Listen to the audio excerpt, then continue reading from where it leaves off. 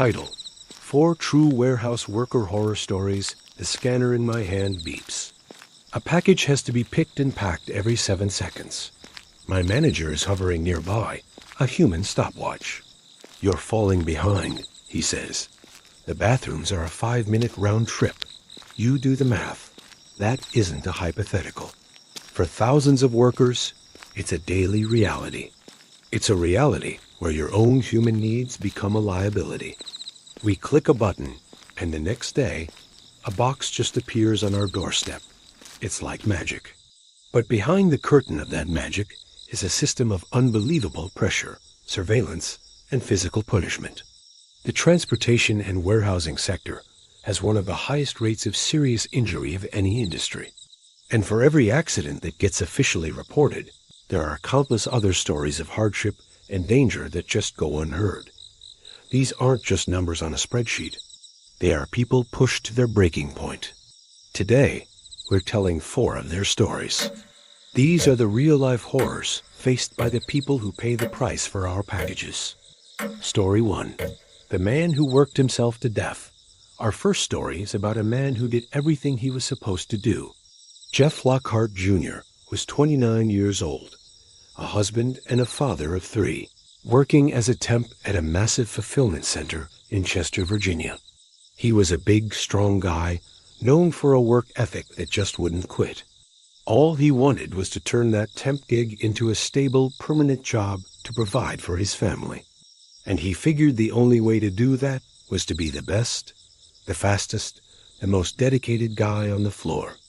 Jeff pushed his body to the limit to meet the grueling quotas, sometimes walking over 12 miles during a single overnight shift in that 1.1 million square foot facility. His family saw the toll it was taking. He was always exhausted, losing weight at a scary pace. But Jeff just kept pushing, convinced that his hard work would pay off. Then, on January 18, 2013, near the end of another long shift, his body gave out. He was found unconscious on the 3rd floor, collapsed under the massive shelves of products he was paid to pick from. An internal report noted that he was found within 1 minute of his last registered package scan, proof that he was working right up to the very last second. He was rushed to the hospital, but was pronounced dead a short time later. The official cause of death was a heart issue, but to his family and everyone who watched him decline, the real cause was a system that forces workers to trade their health for productivity. Jeff Lockhart Jr. wasn't a statistic. He was a father trying to build a better life, and he was worked to death by a system that only saw him as a number to be optimized. Story 2. The 25-minute wait. When there's a life or death emergency, every single second counts. So what happens when company policy stands in the way of a 911 call? The family of 57-year-old Thomas Becker found out in the worst way imaginable. In January 2017, Thomas was on an early morning shift as a maintenance technician at a fulfillment center in Joliet, Illinois, when he suddenly clutched his chest and collapsed from a massive heart attack. His coworkers heard him beg, "Do not let me die." They immediately told management to call for help. But that 911 call wasn't made right away. Instead of helping the dying man on the floor, management seemed more worried about following procedure. According to a lawsuit filed by his widow, it took a full 25 minutes before anyone called emergency services. And to make an awful situation even worse, the fire station was less than half a mile down the road. When paramedics finally arrived, they hit another delay. Security protocols allegedly made them enter through the front of the enormous 1.5 million square foot building and walk its entire length, instead of just letting them through a loading dock door right next to where Thomas lay. That cost another 5 to 7 precious minutes. During all of this, coworkers noticed that the automated external defibrillator, or AED boxes throughout the warehouse, were empty. A working AED could have potentially saved his life. By the time help finally got to Thomas Becker, he had stopped breathing. He was pronounced dead at the hospital. The lawsuit later claimed that right after his death, Those empty tea boxes in the warehouse were filled with working units. Thomas Becker didn't have to die, but a catastrophic chain of failures, where rules mattered more than a man's life, sealed his fate. Stories like these are happening every day, often in total silence. The people in these warehouses are our neighbors and our family members. If you've ever had a job with this kind of insane pressure, or if you have your own workplace horror story, share it in the comments below. It's so important to bring these experiences into the light. And if you think these stories need to be heard, please like this video and subscribe for more content that pulls back the curtain. Story 3. The price of a bathroom break.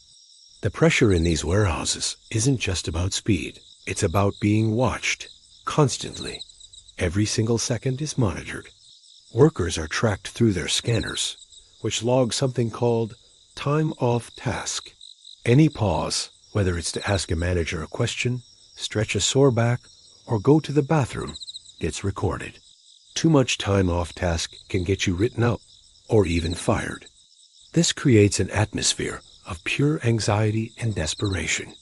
In warehouses where the bathrooms are a long walk from workstations, a simple human need becomes a risk to your job. One worker said a bathroom break could take 7 minutes, with the walk itself taking 3 minutes each way. When your performance is measured in seconds, that's an eternity. This has led to one of the most degrading and dehumanizing practices in modern work: employees being forced to urinate in bottles or trash cans.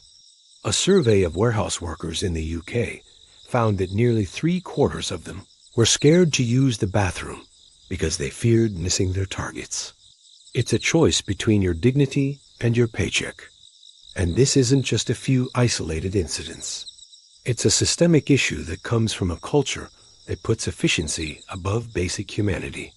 The constant fear of being punished for something as natural as using the restroom creates a toxic workplace that strips people of their dignity. It's a grim reminder that behind our seamless logistics, there are people being forced to make impossible choices just to keep a job. Story 4. The unseen dangers. Our last story isn't about one single tragedy, but about the terrifying environment that a total lack of accountability can create. It's about what happens when things go wrong and nobody answers for it. A supervisor in a warehouse came in for his shift and found total chaos. Pallets were tipped over, with their contents spilled everywhere. Aisles were littered with crushed boxes of expensive products. And the most disturbing sight? A forklift, parked with one of its steel forks stabbed deep into a structural column of the building. It was a scene of major destruction and a clear sign that a dangerous accident had happened. But when the supervisor tried to investigate, he found nothing. No incident reports were filed. No one was held accountable. He checked the security footage for an answer, but the camera quality was too poor to see who was responsible, or even what exactly took place. The incident was a ghost. There was no explanation, no one to discipline, and no way to put new safety measures in place to stop it from happening again. This is the horror of the unreported accident, the near miss that everyone just ignores. For every huge accident that makes the headlines, safety experts believe there are hundreds of smaller incidents and near misses that go completely unaddressed. When workers are too scared of getting fired to report a mistake, or when the system is so broken that a forklift can ram a support column without anyone noticing, the entire workplace becomes a ticking time bomb. This story shows a terrifying reality. Sometimes the biggest danger isn't the accident itself, but the culture of silence that ensures it will happen again. Conclusion. The slow, grinding exhaustion that leads to a fatal collapse. The bureaucratic delays that turn a medical emergency into a death sentence. The dehumanizing pressure that forces people to give up their basic needs. The systemic chaos that lets danger slide by unchecked. These 4 stories aren't just isolated events. They're symptoms of a much bigger problem. They are the hidden cost of our insatiable demand for instant gratification and next-day delivery. The men and women inside these warehouses work tirelessly, often in dangerous and unforgiving conditions, to power the engine of modern e-commerce. Their stories are a powerful and necessary reminder that convenience should never, ever come at the cost of human dignity, health, or safety. The next time a package shows up at your door with impossible speed, just take a second to think about the journey it took and the human hands that made it all possible. Thank you for watching. If these stories resonated with you, please hit that like button, subscribe to the channel, and share this video to help raise awareness about these critical issues. We read every single one of your comments, and we truly believe that sharing these experiences is the first step toward real change. Stay safe, and we'll see you in the next one. Title: I survived the night shift at a gas station. I took the night shift at a gas station out in the middle of nowhere. I figured it'd be easy money. You know, quiet, maybe a little boring, but a great chance to just zone out and catch up on podcasts. I could not have been more wrong. Because when you're the only soul for miles around, the darkness, it starts messing with your head. The constant hum of the coolers, the flicker of those awful fluorescent lights, the howl of the wind, it all starts to sound like something else. And sometimes, the things that crawl out of that darkness are very, very real. These are the true stories of the customers, the strange happenings, and the one night I barely made it out alive. Section 1, The Man in the Corner. My first couple of weeks, exactly what I signed up for. Dead quiet. The biggest excitement was the 2 a.m. rush, which was usually just a few truckers, and maybe a college kid on a caffeine run. The rest of the night was just this long, slow crawl toward sunrise. I'd stock chips, mop the floors, wipe down counters, anything to stay awake. Honestly, the loneliness was the worst part. That feeling of being the only person awake while the rest of the world is asleep. Then, one Tuesday, the silence broke. It was about 3:30 in the morning. The little bell on the door chimed, and this man shuffles in. He was totally unremarkable, maybe late 40s, wearing one of those faded jackets that's seen better decades. But he didn't browse. He didn't head for the coolers or the coffee. He just walked to the far corner of the store, right by the motor oil, and stood there, facing the wall. After a few minutes of him just not moving, I started to get a little sketched out. "Can I help you find something, sir?" I called over. Nothing. Not a twitch. I tried again, a bit louder this time. "Sir, you all right?" He slowly, and I mean slowly, turned his head just enough to look at me over his shoulder.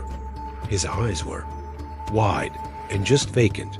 It was like looking at a mannequin. He didn't say a word, just stared. I felt this cold knot tighten in my stomach. I tried to look busy, wiping down the already spotless counter, my eyes just darting between the coffee machine, the man, and the phone. Then he started whispering. It was too low to understand, just this faint, guttural hiss that I could barely hear over the freezers.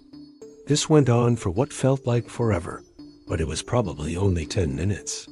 Then, just as suddenly as he appeared, he moved.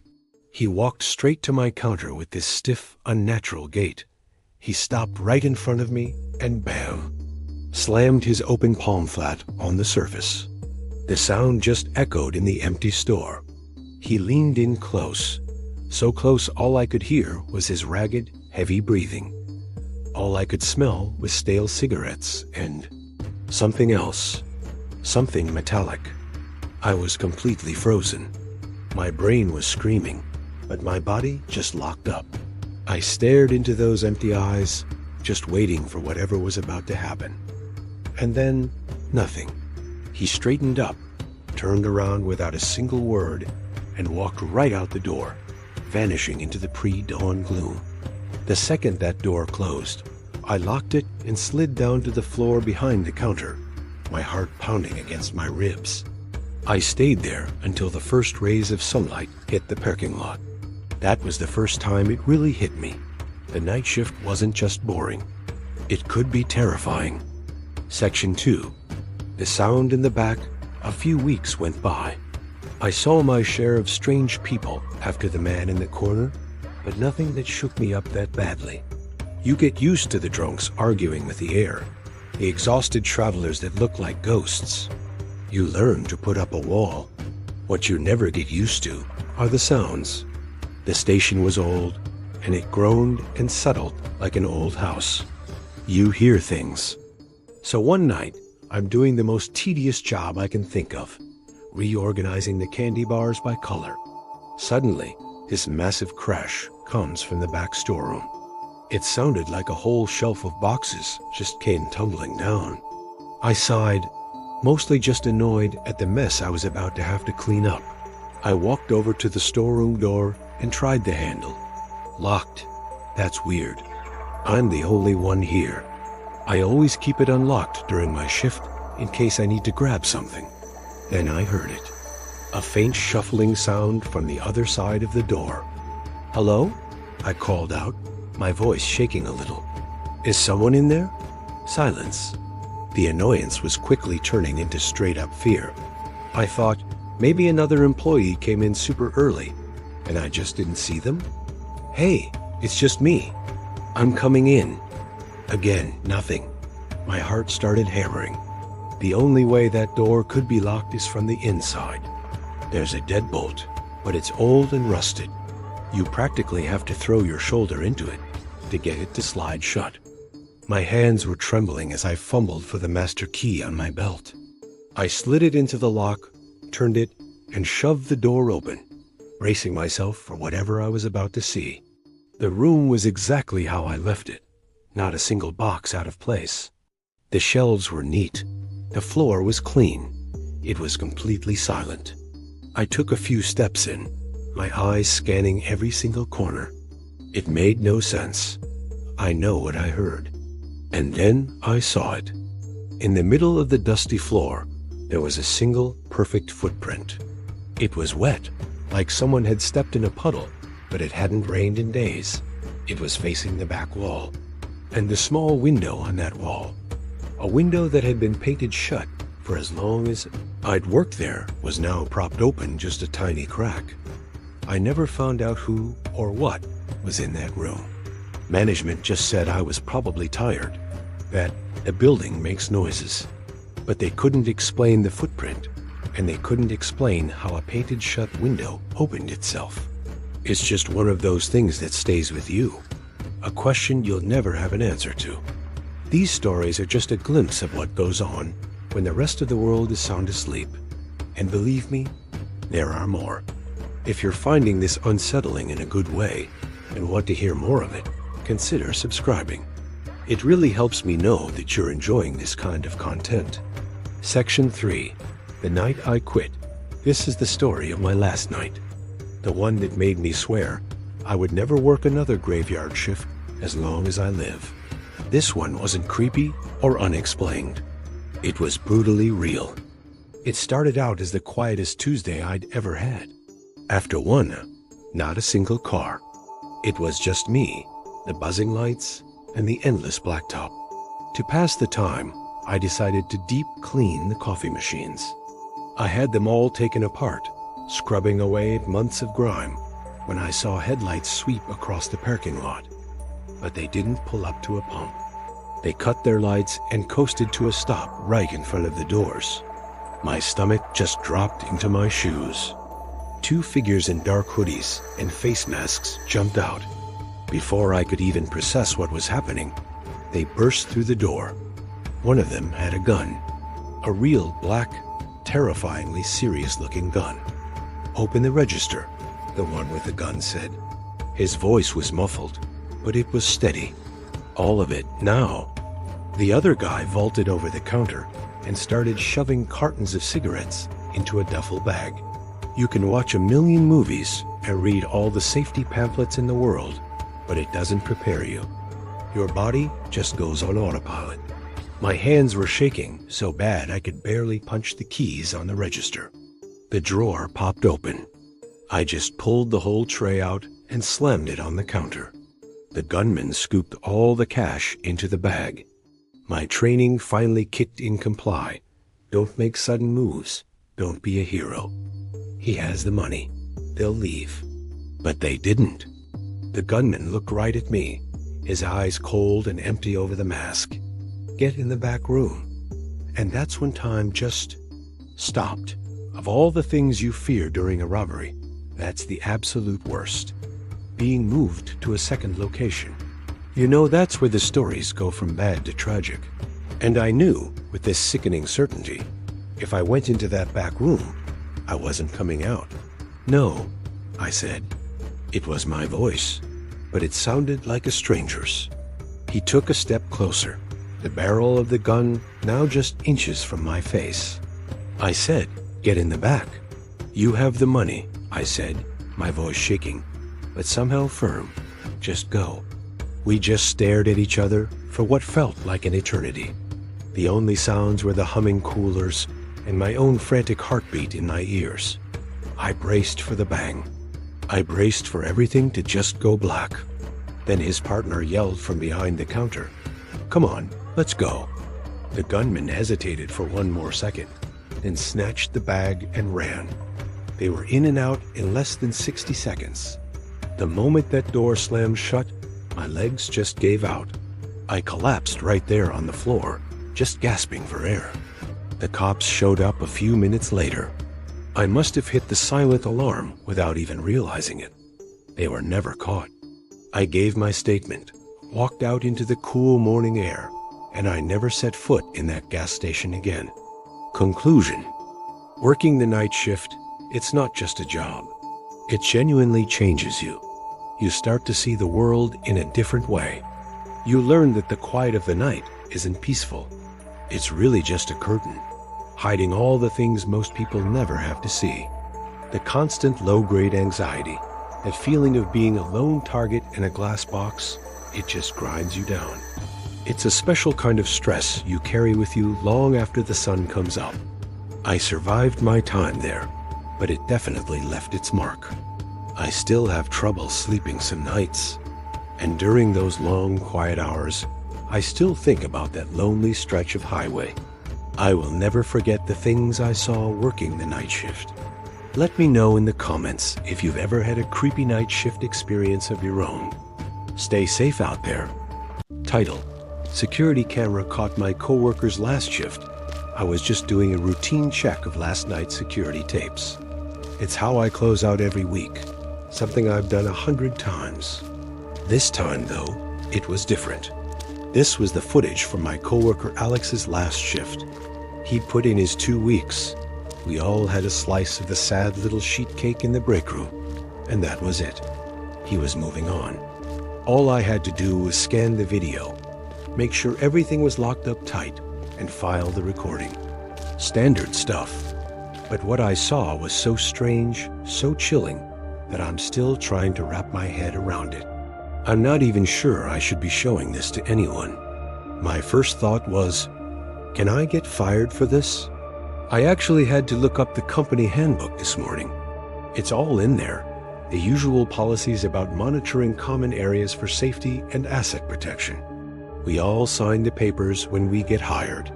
It's perfectly legal, especially since the cameras are just video, no audio. But I really don't think corporate has a section for ... Whatever this is. The first few hours of the tape are completely normal. You can see Alex at his desk in the corner, packing the last of his personal stuff into a cardboard box. He moves slowly, methodically. He throws out a stack of old papers, stares at the wilting peace lily his team got him 2 Christmases ago, and gives it one last, pitying sprinkle of water from his bottle. The office empties out around him. One by one, our colleagues stop by to give him a pat on the back, a handshake, the usual goodbyes. Finally, it's just him. He straightens his desk, pushes his chair in, and walks toward the exit. But before he leaves the frame, he turns back to the main office floor and gives a small, tired wave right at the security camera. My camera. Then he's gone. The timestamp on the screen says 7:13 p.m. The office is silent, empty. For a while, that's all it is, a still, quiet room under the flat, gray light of the security feed. I was about to fast forward. I really wish I had. I let the tape play for another hour or so. The cleaners don't show up until 5 in the morning, so it's just hours of an empty, motionless room. I was getting ready to scrub ahead when I saw something. At Alex's now empty desk, a pen he'd left behind suddenly rolled across the flat surface and dropped to the floor. At first, I didn't think much of it. It's an old building. Could have been a draft from the vents, or a vibration from the subway that runs a few blocks away. It could have been anything, but something about it was off. It didn't just roll.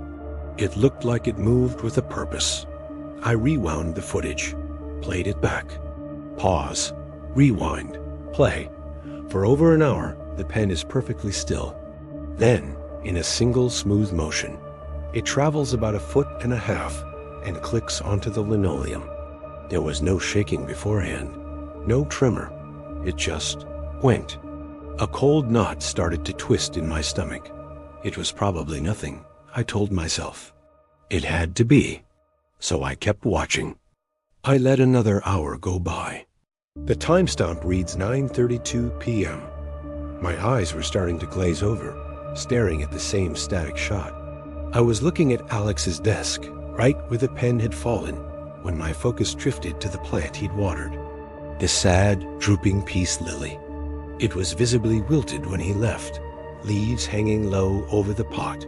But now, it was standing up. Not just a little bit. The leaves were bolt upright, firm and healthy, pointing at the ceiling like it had just soaked up a week of perfect sunlight. I went back on the footage, scrubbing frame by frame. There's no gradual recovery. At 9:31 p.m., the plant is limp.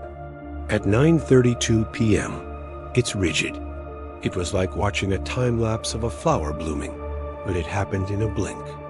This is where I started to feel. I don't know ... watched. The air in my own room felt colder. My brain was scrambling for an explanation. A change in air pressure? The HVAC kicking on? Nothing made any sense. I switched to the other camera angles. Camera 2, the hallway, empty. Camera 3, the kitchenette, dark and still. Camera 4, the main entrance, locked up tight. I switched back to camera 1, the main office floor. My heart started pounding in my chest. Something was different. The feed flickered for a second, a roll of static like an old VHS tape. When the picture settled, there was something new in the shot. Right in the middle of Alex's clean desk, a single sheet of paper was standing on its edge, folded perfectly in half, like a tiny white tent. I know it wasn't there a second ago. I know it. At this point, I couldn't look away. My plan to quickly sign off on the footage was shot. I had to see this through.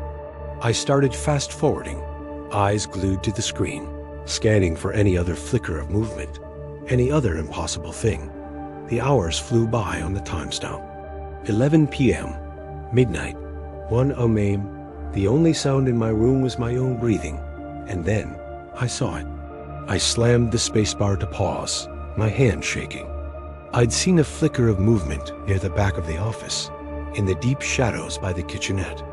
I rewound the tape, my pulse throbbing in my ears, and played it back at normal speed. I saw it again. It wasn't a trick of the light. It was a shape peeling itself away from the darker shadows. It was tall, impossibly tall and thin, like a line of ink stretched too far. Its limbs were long and spindly, and it didn't move like a person. It didn't have a gait or shift its weight. It just glided across the floor, a silent, fluid movement that felt completely wrong. It moved from the darkness of the kitchenette into the main office, a sliver of pure black against the gray and beige of the room. I've worked in this office for 5 years. I've stared at these feeds late at night, more times than I can count. The nights are always the same, empty, silent. The cleaners come at 5 a.m. like clockwork. This was 217A. Nothing should have been in there. Nobody should have been in there. And this wasn't a person. It was a presence. A tear in the fabric of the room. The figure drifted silently toward Alex's old desk. It stopped right in front of it, looming over the spot where he had sat for years. It just stood there, a perfectly still, dark statue in the quiet office. The camera footage started to get choppy again. The image flickered, and thick bars of static rolled down the screen, as if the camera itself was struggling to process what it was seeing. Then, one of its long, stick-like arms moved. It reached down, its motion unnervingly smooth, and its thin fingers plucked the folded piece of paper from the desk. It held the paper for a moment before it turned, slowly and deliberately, to face the security camera, to face me. I felt a wave of pure, primal fear wash over me. I couldn't see a face. Where a face should have been was just a smooth, dark, featureless void. It was like looking into a hole in the world. The figure held up the piece of paper, unfolding it so the flat surface was facing the lens. It was completely blank. Then, as I watched, frozen, its spidery fingers began to close, slowly crumpling the paper into a tight ball. The instant its fist clenched, the video feed went haywire. The image tore itself apart in a screaming wash of static and glitching colors. The hum from my speakers popped and crackled. It only lasted for a few seconds, but it felt like an eternity of digital chaos. And when the feed snapped back to normal, it was gone. The figure had vanished. The only thing left was the small, crumpled ball of paper lying innocently on the floor next to Alex's desk. I don't know what to do. I just sat there until the sun came up, staring at my screen. I haven't told anyone. Not my boss, not HR, not security. What would I even tell them? Our surveillance policy is for catching someone stealing office supplies, not ... whatever that was. Sharing sensitive footage is a huge risk, and I could definitely lose my job over it. But I can't just delete this. I can't be the only one who's seen it. Please, let me know what you think this was in the comments. Do you have any idea at all? And if you've ever seen anything like this, at your job, in your home, subscribe. Because I have a horrible feeling I'm going to have to post an update if it ever comes back. Conclusion: I went into the office this morning. It felt different, colder. I walked over to Alex's old desk. The morning sun was streaming through the windows, and everything looked bright and normal. The cleaning crew had obviously been through. The floors were polished, and the trash cans were empty. My heart was pounding as I looked on the floor by the desk. The crumpled ball of paper was gone, swept up and thrown out with the day's garbage, I guess. Part of me was relieved, but another part felt a deep sense of loss, like a crucial piece of evidence had just been erased. I tried to call Alex. I just wanted to hear his voice to make sure he was okay. His phone number has been disconnected. I looked for him on social media, on LinkedIn, everywhere I could think of. It's like he's been wiped clean. His profiles are just gone. He's a ghost.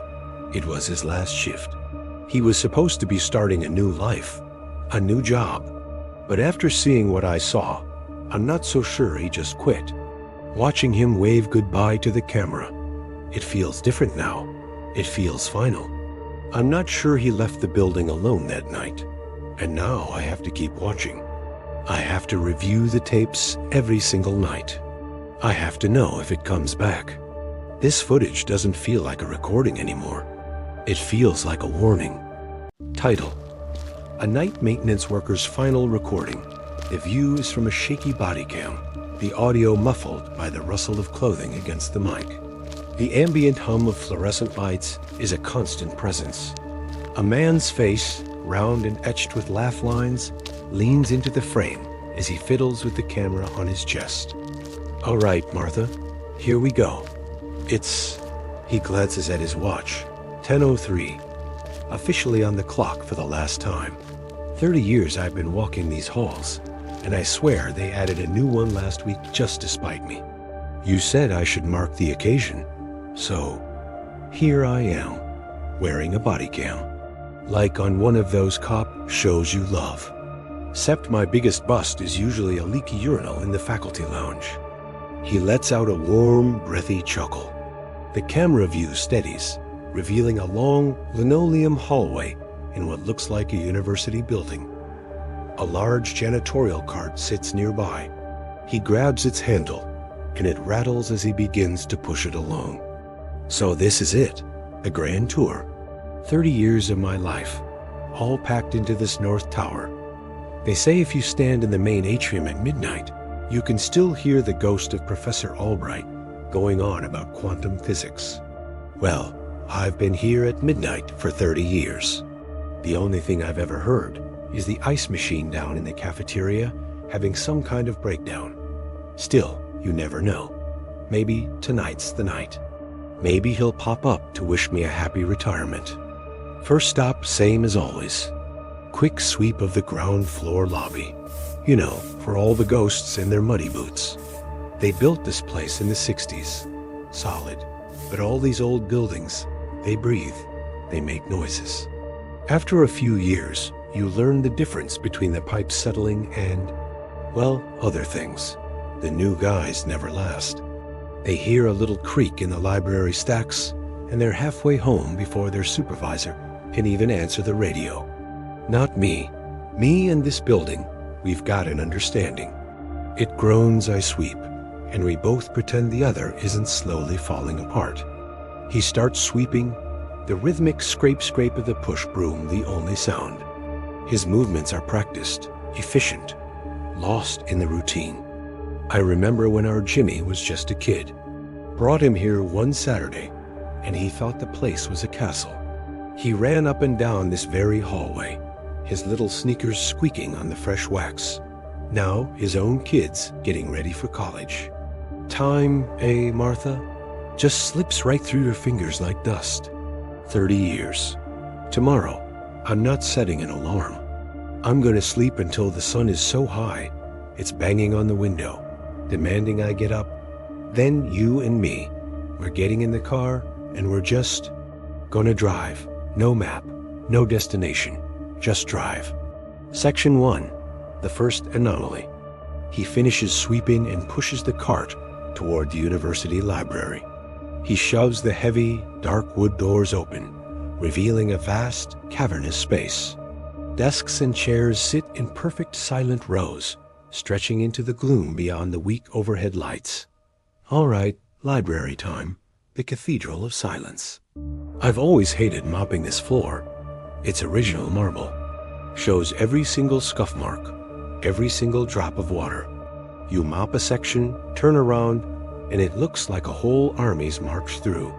He fills a bucket from his cart and starts mopping near the entrance, working his way backward, leaving a glistening, dark trail on the white marble. He hums softly to himself. After a few minutes, he finishes a large patch. There, now for the sign. Can't have Professor Albright's ghost slipping and breaking a spectral hip. Imagine the paperwork. He turns and walks the 20 feet back to his cart, rummaging around for a yellow, wet floor sign. Got it, see? Safety first. Even on the last day. He turns back around. The camera pans up. There, in the dead center of the perfectly clean, still damp floor he just mopped, is a single muddy boot print. It's large and edged with bits of dirt and dead leaves. What the... He stops cold. His humming cuts off. He takes a slow step forward, the camera zooming slightly on the print. It's starkly out of place. The quiet of the library suddenly feels heavy. Okay, real funny. You can come out. Class clown, I get it. Spook the old janitor on his last night. Haha, I'm not laughing. Look, I just want to finish my shift. I don't have time for games. He waits, absolute silence. He scans the darkened rows of bookshelves, the empty desks, the shadowed balconies overhead. Nothing. Must be my mind playing tricks on me. Old man's eyes. Yeah, that's it. Just a smudge. A smudge that just happens to look exactly like a boot print. From a boot that's been tromping through the woods. Inside a locked building, right. His voice has lost its earlier warmth. He sounds like he's trying to convince himself. He lets out a long, tired sigh, walks over, and scrubs the print away with a few angry strokes of the mop. He works in silence now, his movements quicker, jerkier. He keeps glancing over his shoulder into the darkness. Section 2. Escalating sounds and paranoia. He finishes the library floor, but his mood is soured. He pushes the cart faster, its rattling wheels echoing loudly in the empty halls as he heads toward the science wing. Science wing, always the creepiest part of campus. Something about all these labs, all the things they used to do in here. Animal testing, back in the day.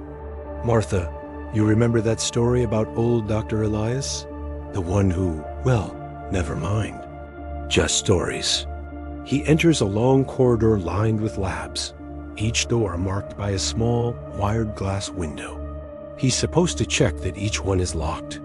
As he passes a door, he hears a faint tink, like a glass beaker being nudged. He freezes, his hand on the doorknob.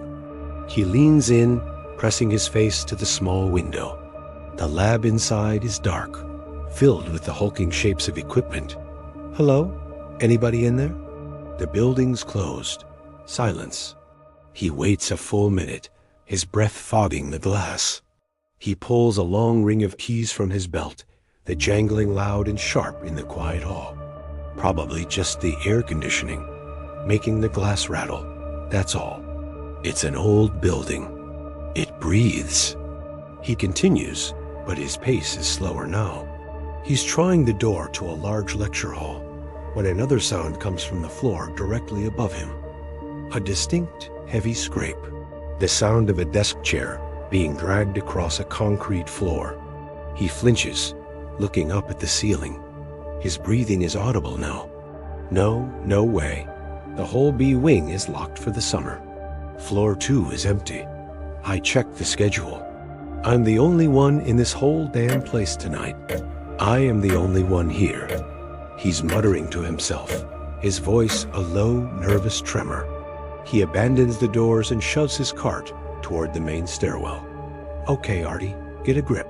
It's your last night. You're tired.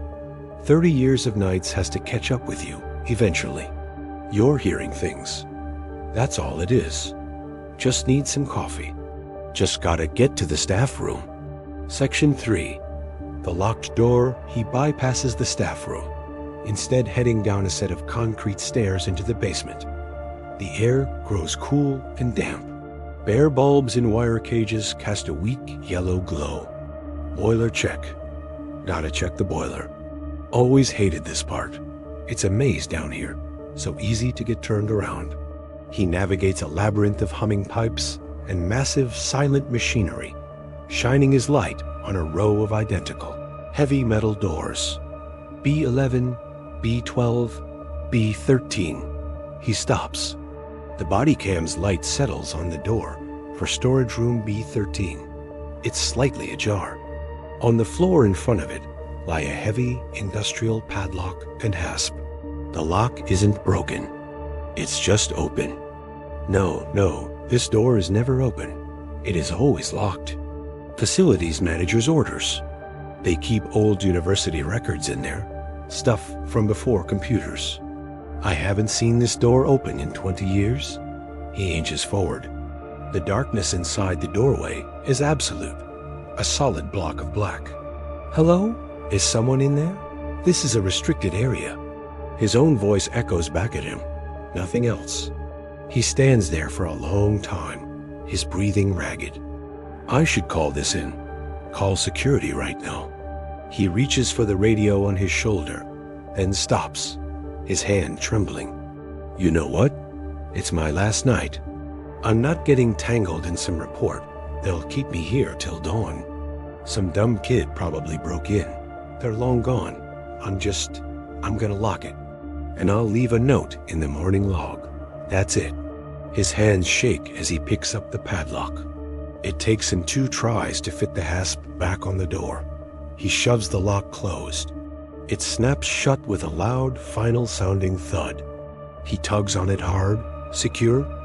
There, locked. Now let's get the hell out of this basement.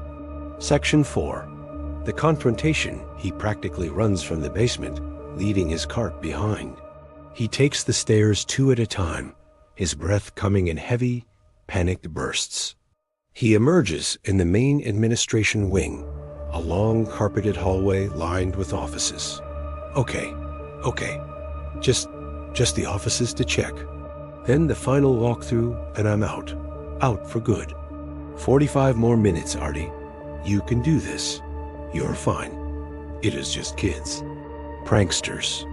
He starts emptying a small office trash can into a bag. As he ties the knot, the entire hallway plunges into total darkness. The emergency lights don't kick in. The only thing piercing the black is the small, weak beam from his body cam. Oh, you have got to be kidding me. A power failure? Tonight? He fumbles for his radio. This is Arthur Coleman to base. Copy? I've got a power outage in the admin wing. Hello? Base, come in. Only harsh static crackles back.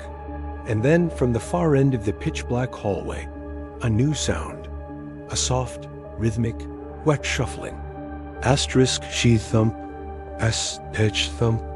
Artie freezes, holding his breath. The sound is slowly getting closer. Who's there? I'm warning you. I've called the police. The shuffling stops. He sweeps the body cam light down the long corridor. The beam cuts through the darkness, hitting nothing but an empty hall. Suddenly, with a loud hum and a blinding flicker, the main lights flash back on. The hallway is empty. Except, at the far end of the corridor, the door to the basement stairwell, the one he'd just come through, is standing wide open.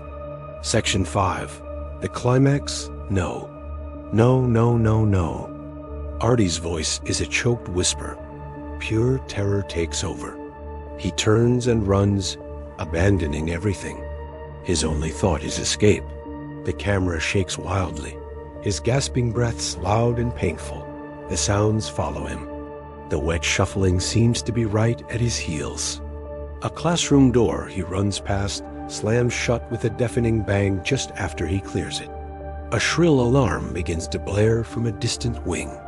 He bursts into the main atrium, a massive 2-story space from the start of the night. He barrels toward the huge glass entrance doors, toward salvation. He slams into them. They don't budge. He pushes again, his palms slapping against the unmoving glass. A thick, rusty chain is wrapped around the handles from the inside, secured with another heavy padlock. Impossible. That chain is kept in a maintenance closet. He knows. He turns around slowly, his back pressed against the cold glass, his chest heaving. The camera pans across the empty atrium. For a second, there is nothing. Then, in the center of the marble floor, a figure stands where there was nothing before. It's impossibly tall and thin, its limbs too long. It's a human-shaped void, a distortion of shadow that seems to swallow the light around it. Artie lets out a raw, terrified scream. He fumbles at his chest, at the body cam. Turn off. How do you, Martha? He gives up and runs blindly back into the maze of the university. There is no exit. There is only running. Conclusion. The footage becomes a chaotic blur. Artie's frantic, weeping breaths fill the audio. He sprints down a corridor and throws his shoulder into a door, stumbling into a small office. He tries to slam the heavy wooden door shut. Something pushes back from the other side. The door won't close. Artie grunts, his feet slipping on the tile floor as the wood groans under the strain. A new sound overpowers his panicked breathing. A high-pitched, electronic screeching, like an old modem dialing up, but organic and full of pain. Underneath it, a low, guttural whisper is audible, distorted and incomprehensible. The door is suddenly thrown open with terrifying force, knocking Artie backward. He screams a final choked-off sound. The camera falls from his chest, clattering to the floor. It points up at the acoustic tile ceiling. The shuffling sound is loud, right next to the microphone, followed by a wet, tearing noise that lasts for several seconds. Then, abrupt, total silence.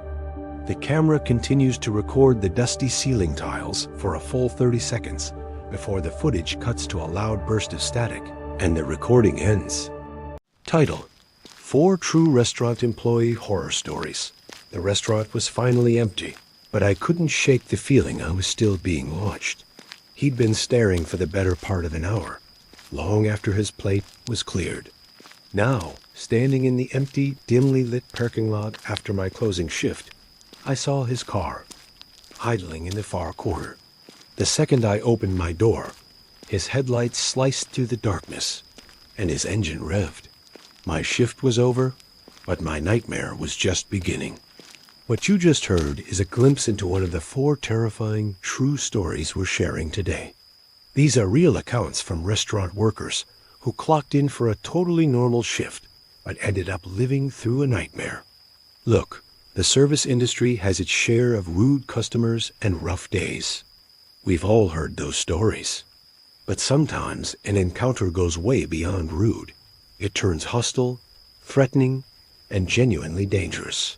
From a violent assault over a sandwich to a terrifying chase in the dead of night, these are the stories of what can happen when a customer crosses the line. Story 1. The Holiday Nightmare. Our first story takes us to Savannah, Georgia, during the St. Patrick's Day rush. We'll call the waitress Chloe. If you've never been to Savannah for St. Patty's, let me just say, they take the holiday very seriously. We're talking massive crowds, wild parties, and a river of alcohol flowing through the streets, and of course, the restaurants. The day was a blur of green beer, loud tourists, and an endless parade of food orders. The energy was chaotic, but fun, and even with the stress, Chloe and the crew were handling it. That is, until one man's temper turned the party into a scene of unbelievable violence. He was with a large, rowdy group and had ordered a Reuben sandwich. When Chloe brought it to him, he immediately started complaining. He said it was made wrong. The meat was dry. It was the worst sandwich he'd ever seen. Chloe did exactly what you're supposed to do. She apologized and offered to get him something else, or have the kitchen remake it. But this guy wasn't looking for a solution. He wanted a fight. His voice got louder, his face turning beet red. He started personally insulting Chloe, his words sharp enough to cut through the din of the packed restaurant. Before she could even process what was happening or call for a manager, he did something nobody saw coming. He shot up from his chair, grabbed her arm with one hand, and took the sandwich in the other. Then he violently shoved it right in her face, grinding the sauerkraut and dressing into her skin and hair as he screamed at her. For a second, the entire restaurant just froze. The happy chaos vanished, replaced by a stunned, dead silence. Chloe was in total shock, humiliated, and covered in greasy food. The man's own friends just stared, dumbfounded. When reality finally crashed back in, the staff jumped into action. The bartender and a bouncer grabbed the man and literally dragged him out of the restaurant while he was still shouting and struggling. Chloe was left shaking, trying to wipe the mess off her face. The festive mood was completely shattered, replaced by fear and vulnerability. It was a horrifying reminder of how fast a customer's anger, especially when fueled by alcohol, can explode into a physical assault, leaving an employee not just shaken, but actually hurt. Story 2. Public humiliation. Being a hostess is often a thankless job. You're the first person every customer sees, and you're the one who has to break the bad news about wait times. That means you often take the full force of their frustration. For a young hostess working a busy Friday night, this became painfully clear. Let's call her Sarah. She was working at a popular chain restaurant right next to a movie theater, so on weekends, the place was an absolute madhouse with the pre, and post-movie crowds. On this Friday, the restaurant was packed to the gills, with a line of people waiting out the door. A man walked in with his wife and 5 children, marched right up to the hostess stand, and announced, "Table for 7. No hello, nothing. Sarah gave him a polite, apologetic smile and told him the truth. The wait was going to be about 40 minutes. The man's face instantly went dark. 40 minutes? He scoffed, like she'd just personally insulted his entire family. He started to argue, insisting they couldn't possibly wait that long and that she needed to seat them right now. Sarah patiently explained again that there were no open tables large enough for his party and that other groups were already ahead of him. His response wasn't just angry, it was vicious. In front of his wife, his kids, and a lobby full of strangers, he leaned in close to this teenage girl and snarled, "Go F*CK yourself." The words just hung there in the air, sharp and ugly. Sarah was stunned. She was just a kid doing her job, and a grown man had just verbally attacked her with a level of hatred that came out of nowhere.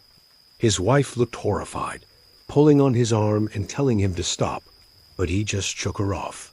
He shot Sarah one last hateful glare before turning and storming out, his family trailing behind him in silence. The lobby was quiet. Everyone had heard it. Sarah just stood there, her face burning with shock and shame. She felt small, degraded, and targeted for something that was completely out of her control. The whole thing was over in less than a minute, but that feeling of being publicly humiliated stuck with her for the rest of the night. Raw reminder of the kind of hostility service workers are forced to swallow. Stories like these are a harsh reminder of the frightening and unpredictable things restaurant employees go through every single day. If these accounts are hitting home for you, please take a second to subscribe and hit that like button. And if you have a story of your own you think we should hear, send it to the email in the description below. Now, let's get back to it. Story 3. The customer who wouldn't leave. Closing time at a restaurant can be really eerie. The dining room that was once buzzing with noise goes quiet. The lights dim down, and the small crew left cleaning up is pretty isolated. That's when you can feel the most vulnerable, as a worker named Mark found out during one deeply unsettling shift. The last customer of the night was a guy who'd been sitting by himself for hours, nursing the same single cup of coffee. At first, there wasn't anything obviously threatening about him, just a weird, quiet intensity. He wasn't on his phone. He was just staring off into space, and it was making the staff feel a little on edge. As closing time rolled around, Mark's manager did the usual polite walk-through, letting the man know they were closing up soon. The man just nodded, didn't say a word. 10 minutes later, the doors are locked, the music is off, and the only people left are Mark, his manager, and the customer, who still hadn't budged. The manager went over again, this time a little more firmly. "Sir, we're closed. You have to leave now." This time, the man looked up, and his blank expression twisted into something agitated. "I'll leave when I'm ready," he said, his voice quiet but cold. Things escalated quickly. The manager insisted, the customer refused, and his behavior got more and more erratic. He started muttering to himself, making these wild gestures. Mark, who was cleaning nearby, felt a pit of dread forming in his stomach. This wasn't just a stubborn customer anymore. Something was wrong. Finally, following protocol, the manager told the man that if he didn't leave, they were calling the police. That seemed to work. The man shot up from his chair, knocking it over. He glared at both of them with pure menace in his eyes, then slowly stalked towards the door. The manager unlocked it, held it open, and the man stepped out into the night. They both let out a huge sigh of relief. But as the manager went to lock the door again, the man whipped around and slammed his hands against the glass, his face contorted with rage. He started screaming threats, promising he'd be waiting for them in the parking lot. They were locked inside, but they didn't feel safe at all. They felt trapped, watching this disturbed, unpredictable person who now knew they were alone. They called the police immediately, not daring to step outside until they saw the flashing lights of a cruiser pull into the lot. The customer was long gone by then, but the fear he'd left behind wasn't. He had turned their workplace into a prison, a terrifying reminder that a locked door doesn't always keep the danger out. Story 4. The Long Drive Home. Our last story is the one we teased in the beginning. It comes from a server we'll call Jessica, and it shows how a threat at work can follow you home, turning a routine drive into an absolute nightmare. It started with a customer who made her skin crawl all night. He sat alone at a corner table, and from the second she greeted him, his eyes were locked on her with this unnerving focus. He stayed long after he'd finished eating, just watching her every move as she took care of other tables. She tried to brush it off as just another weirdo, but she couldn't shake a deep feeling of unease. When it was time to close, her manager left, leaving Jessica to finish her final tasks alone. The man finally paid his bill and left.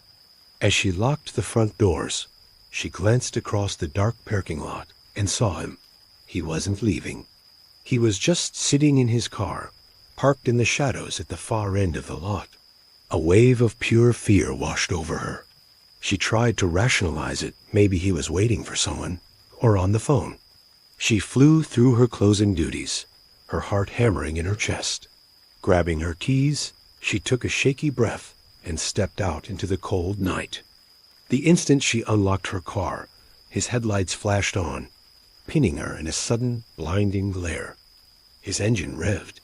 There was no doubt anymore. He was waiting for her. She dove into her car, slammed the locks, and peeled out of the parking lot, not daring to look back.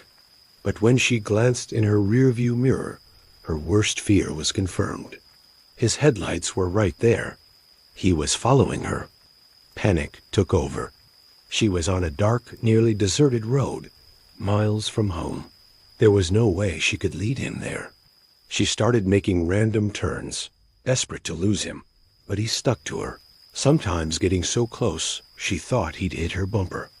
Her mind was racing, flashing through every horror story she'd ever heard. Her hands were shaking so badly she could barely hold her phone, but she managed to dial 911.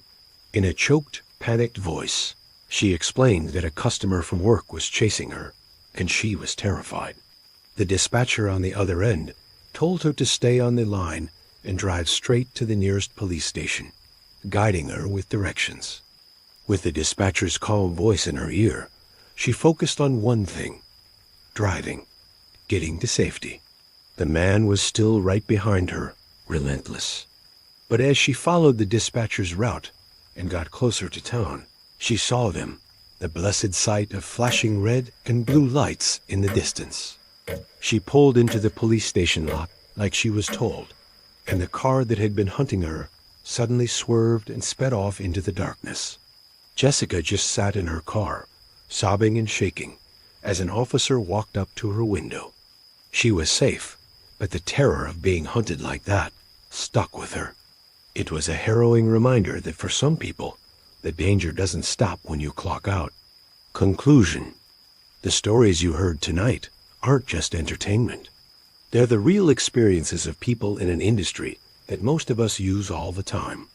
They shine a light on the courage of employees who have to deal with verbal abuse, physical assault, and terrifying stalking, often with little to no protection. It's a side of customer service that is too often ignored or brushed aside. Thank you for listening. If you found these stories compelling, please consider subscribing for more. We also encourage you to share your own experiences in the comments or through our email. Stay safe